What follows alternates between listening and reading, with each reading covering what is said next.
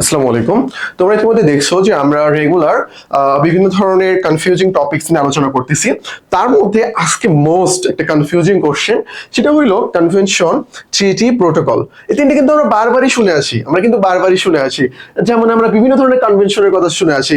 Vienna convention, তারপরে ট্রিটি মানে চুক্তি, প্যারিস চুক্তি, ভার্সাই চুক্তি, তারপরে protocol, Montreal protocol, Kyoto protocol. আমরা কিন্তু বারবার শুনে আসি এগুলো। বাট এইটা আসলে কি? এই শব্দগুলো দ্বারা কি বোঝানো হচ্ছে? আমি কিন্তু এখন তোমাদের প্রোটোকল পড়াবো না, আমি তোমাদের টিডি পড়াবো না, এগুলো আমি ক্লাসে পড়াবো। বাট এইগুলোর পার্থক্যটা কি, এটা অ্যাকচুয়ালি আমাদেরকে বুঝতে হবে। দেখো, প্রথমত আসে কনভেনশন, তার পরবর্তীতে ট্রিটি, তার পরবর্তীতে প্রোটোকল। এখানে তোমরা যদি এগুলোর প্রাথমিক বিষয়গুলো দেখো, এগুলো সব সেম। প্রাথমিক বিষয়টা কি? প্রাথমিক বিষয়গুলো হইলো এখানে আন্তর্জাতিক যে প্রবলেমগুলো আছে এগুলো কি করা হবে? সলভ করা হবে। আন্তর্জাতিক যে প্রবলেমগুলো আছে এগুলো কি করা হবে? সলভ করা হবে। ধরো কি হয়েছে, দীর্ঘদিন ধরে যুদ্ধ চলতেছে ইউরোপে, দীর্ঘদিন ধরে যুদ্ধ চলতেছে। তো এই যে যুদ্ধটা যে চলতেছে, এই যুদ্ধ থেকে কিভাবে আমরা নিরসন পাইতে পারি বা মুক্তি পেতে পারি, এইগুলো নিয়ে আমাদের কি করা প্রয়োজন? আলোচনা করা প্রয়োজন। এগুলো আলোচনা করা হবে ইউরোপের যে পরাশক্তির যে দেশগুলো রয়েছে বা যারা যুদ্ধের সাথে সম্পৃক্ত, তাদেরকে কল করা হবে, বা তারা কি করবে? একটা অনুষ্ঠানের আয়োজন করবে। নর্মালি যদি আমি তোমাদেরকে বলি, এই যে বিবাহ শাদী অনুষ্ঠানগুলো হয় না, আমরা বলি না কনভেনশন হল, মানে এখানে অনেক লোকজন থাকে, তারা সবাই মিলে একটা মানে খাওয়া দাওয়ার আয়োজন করা হয়, বা অনেক কিছু অনেক সময় আলোচনাও করা হয় যে এই কনভেনশনে এই একটা বিষয় নিয়ে আলোচনা করা হবে। ঠিক একই রকম বিষয়, এখানে অনেকগুলো দেশ কি করবে? অনেকগুলো দেশ আলোচনার সাপেক্ষে একটা কি করবে? চুক্তি করবে। একটা কি চুক্তি করবে? সেই চুক্তিতে এই দেশগুলো কি করবে? এই দেশগুলো স্বাক্ষর করবে।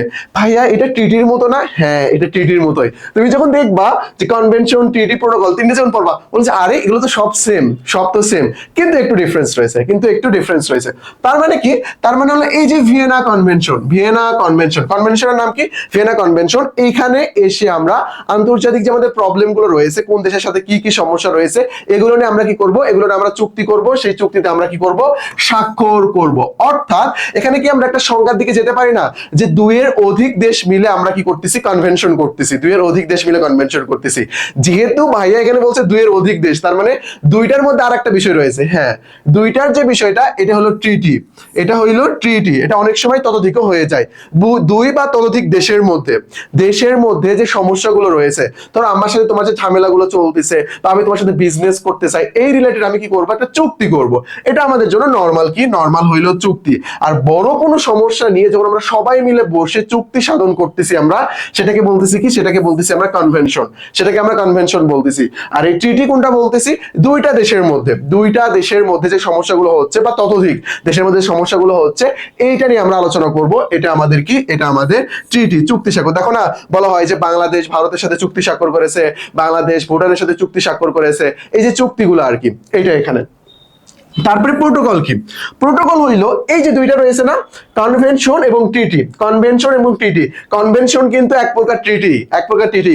কনভেনশনে আসলে চুক্তি কিন্তু স্বাক্ষর হয়, জাস্ট আলাদা নাম কেন? কারণ এখানে বেশি দেশের সম্পৃক্ততা রয়েছে, এই জন্য।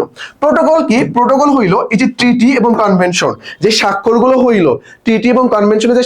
হইলো, এগুলোকে পরবর্তীতে আবারও ধরো একটা বিষয় নিয়ে স্বাক্ষর করা হয়েছে, বাট কি এটার কাজ ভালোভাবে আগাচ্ছে না, মনে হচ্ছে যে এখানে আরো কিছু সংস্কার করা আমাদের প্রয়োজন, কিছু রিফর্ম করা প্রয়োজন, রিঅর্গানাইজ করা প্রয়োজন, তখন যে চুক্তিটা স্বাক্ষর করা হবে সেটাকে বলা হবে কি? প্রোটোকল।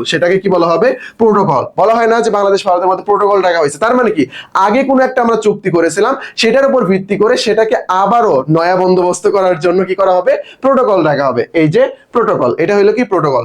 তাহলে কনভেনশন অনেকগুলো দেশ মিলে আলোচনায় বসে নির্দিষ্ট কিছু ডিসিশন মেক করবে। তারপর ট্রিটি, দুইটা দেশের মধ্যে একটা চুক্তি স্বাক্ষর হচ্ছে, এই ট্রিটি এবং কনভেনশনকে আবারও পূর্ণতা দান করার জন্য দরকার কি? প্রোটোকলের। আশা করি বিষয়টা ক্লিয়ার। তো এইখানে যা বুঝতে পারছো, এটা বোঝার পর তুমি একটা কাজ করবা, তুমি একটা কনভেনশন, যেমন ভিয়েনা কনভেনশন বলছি, এটা নিয়ে একটু পড়বা। তারপর ট্রিটি, প্যারিস চুক্তি বললাম, এটা নিয়ে একটু পড়বা। তারপর প্রোটোকল রয়েছে, মন্ট্রিল প্রোটোকল, কিয়োটো প্রোটোকল, এগুলো নিয়ে পড়বা। তারপরে তুমি ইজিলি এই ব্যাপারগুলো বুঝতে পারবা। আশা করি বিষয়টা ক্লিয়ার। ওকে, আমরা নেক্সটে যাই, চলো। নেক্সট হইলো আমাদের second time advance batch launch করা হয়েছে। আমরা এখানে প্রিমিয়াম বই তোমাদেরকে প্রোভাইড করব, এন্ড আমাদের ক্লাসগুলো একেবারে অ্যাডমিশন শেষ পর্যন্ত চলতে থাকবে ইনশাআল্লাহ। এই নাম্বারে ডিরেক্ট নক দিয়ে তুমি ভর্তি হয়ে যেতে পারবা। তারপরে যেহেতু জিএসটি সামনে, যারা বেশি সেকেন্ড টাইমার রয়েছে তাদেরকে বলবো যে তোমার জিএসটির জন্য ভালোভাবে ট্রাই করো। আমাদের GST revision batch, exam batch চলতেছে, এগুলো ভর্তি হয়ে তুমি তোমার প্রিপারেশনটাকে আরো স্ট্রং রাখতে পারো। এখানে রুটিনও দেওয়া আছে, তুমি চাইলে নাম্বারে নক দিয়ে ডিরেক্ট ভর্তি হয়ে যেতে পারো, আমাদের রুটিন নিতে পারো, কোনো সমস্যা নেই।